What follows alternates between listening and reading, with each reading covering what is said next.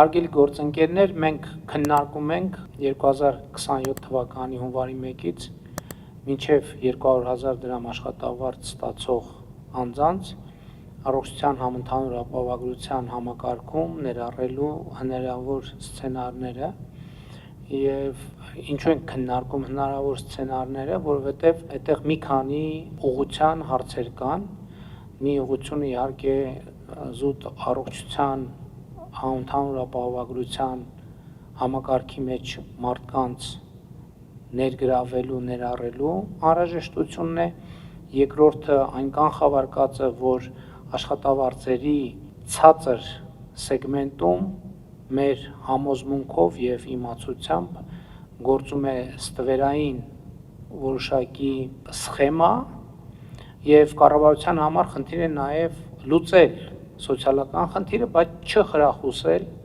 ստվերը եւ սա է պատճառը, որ այսպիսի քննարկումներ ենք մենք ծավալում եւ ես ուզում եմ կիսել, թե այս պայծրությամբ ինչ ուղղությամբ է մտածում կառավարությունը 2027 թվականի հունվարի 1-ից մինչև 200,000 դրամ աշխատավարձ ստացող քաղաքացիներին համընդհանուր առողջության ապահովագրության համակարգում ներառելու համար։ Մեր մտածածը հետեւյալն է, որ 2027 թվականի ընթացքում գուցե կառավարությունը սուբսիդավորի մեծ անհրաժեշտ 10,800 դրամ ծախսի 4,400 դրամը, աշխատողները վճարեն 2,000 դրամ, այն 2,000 դրամը, որոնք նախկինում մինչև 2026 թվականի հունվարի 1-ը վճարում էին զինապահ հիմնադրամին եւ պակասող 4,400 դրամ հատվածը վճարեն գործատուները։ Այն պայմանով, բնականաբար, որ եթե աշխատավարձը կփոխվի, կբարձրանա եւ կհատի 200,000 դրամի շեմը, այդ դեպքում արդեն այդքան աշխատավարձ ստացող քաղաքացիները կներառվեն արդեն իսկ գործող 200,000 դրամ եւ ավել աշխատավարձ ստացող քաղաքացիների համար նախատեսված համակարգի մեջ։ Հիմա սա մեր մտածած մտքերի ընթացքն է այս պահի դրությամբ,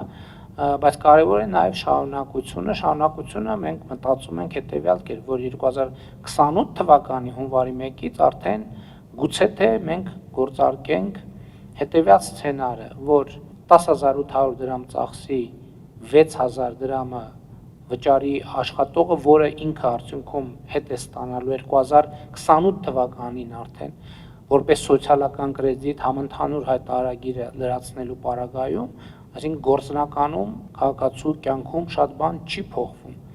Իսկ մնացած պակասող 4,800 դրամը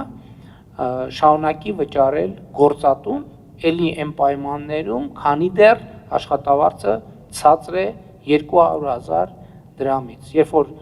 կհատի 200,000 դրամի շեմը, արդեն համակարգը կսկսի գործել են ընդհանուր պայմաններով, որի վերաբերյալ տվյալ պահին կկայացվի որոշում։ Սա է մեր մտքերի ընթացքը այսօր եւ մենք քննարկումների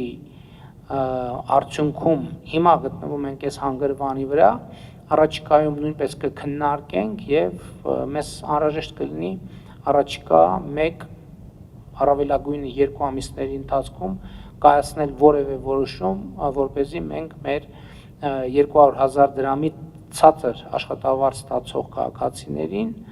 ներառենք առողջության համընդհանուր ապահովագրության համակարգում։ Իհարկե շատ ավելի լավ կլինի, եթե եւ երբ մեր հարգելի գործատուները նաեւ այս առիթը օգտագործեն եւ վերանայեն իրենց որոշումները եւ հնարավորինս շատ աշխատողների վճարեն 200,000 դրամ պլյուս աշխատավարձ։ Իհարկե նման խնդիր կա նաեւ պետական կառավարման համակարգում եւ մենք նույնպես պետական կառավարման համակարգում այդ խնդիրը հասցեագրելու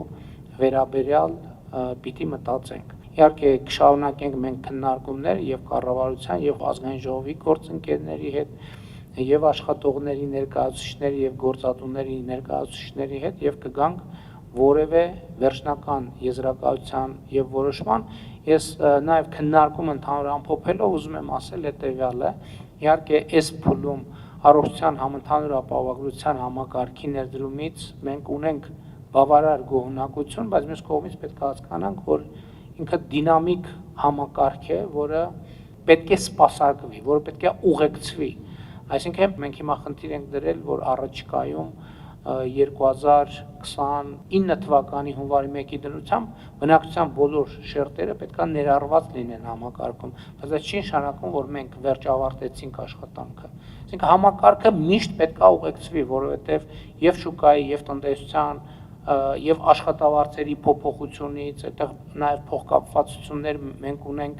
սոցիալական կրեդիտների համակարգի հետ, մենք պետք է անդադ ուղեկցենք, անդադ քննարկենք, որպեսզի համակարգի ընդհանուր առողջությունը կարողանանք ապահովել, եւ որ շատ կարեւոր է մատուցվող ծառայությունների որակը, իսկ որպեսզի մատուցվող ծառայությունների որակը լինի պատշաճ, համակարգը պետք է լինի ֆինանսապես առողջ, որպեսզի կարողանա, որտեղ որակը այդ ծախսը, պետք է այդ ծախսը որակը սպասարկվի, բայց սա արդեն հետագայի խոսակցություն է, մենք այսօր նաեւ քննարկեցինք, որ հետագայում, տեսեք մենք ասում ենք, որ կենսաթոշակառուների թոշակի գնողունակությունը ըստ էության մենք պետք է ինդեքսավորենք, որովհետև գնաճը անխուսափելի է, առողջության ապահովագրության համակարգի համար էլ գնաճը անխուսափելի, որովհետև այդ գնաճը ազդում է ամեն ինչի վրա եւ հետագայում մենք այս խնդիրներին նույնպես պետք է անդրադառնանք, բայց դա մոտ հետագայի խնդիր չի, դա հետագայի խնդիր է եւ այստեղ նաեւ թեման ուղղակի բացվեց եւ նաեւ ավելի երկարաժամկետ հեռանկարների շուրջ քննարկումներ եւ մտքերի փոխանակություն ունեցանք, ինչը իհարկե օգտակար է։